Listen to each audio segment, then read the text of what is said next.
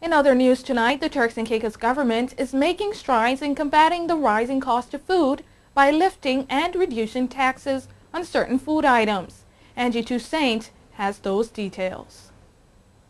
The Deputy Premier and Minister of Finance, the Honorable Floyd Hall, addressed the global rise in food prices and the trickle-down effect it has on the Turks and Caicos Islands. At a recent press conference, the minister noted that delegates at the 38th Annual Meeting of Caribbean Development Bank rejected the idea of price control as it does not encourage positive competition. The region in the Caribbean is looking at various programs to implement to target this situation. Price controls was again brought up, and the chairman of the CDB indicated that he doesn't support those type of measures simply because it doesn't yield the maximum benefit and it doesn't encourage competition. And so we are looking at other ways of addressing this. Minister Hall said stamp duty will be reduced on items such as Pampers, baby food, cereals, canned fruits and vegetable, processed dairy products, juices, processed canned meats, canned tuna, sardines, bread and sugar.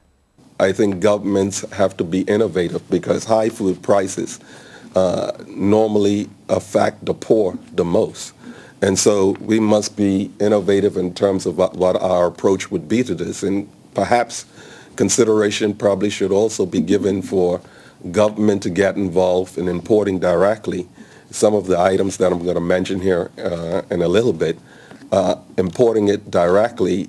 Although these new proposals are to be introduced to Cabinet before approval is granted, the minister made clear that these new initiatives will have a direct impact on those really affected by inflation on food prices.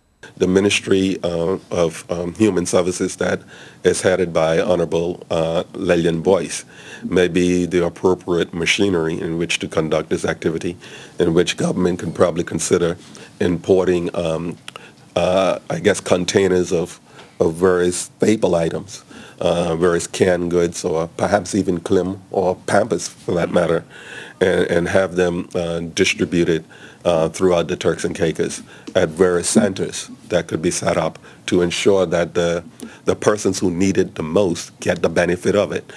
For WIV4 News, I'm Angie Toussaint.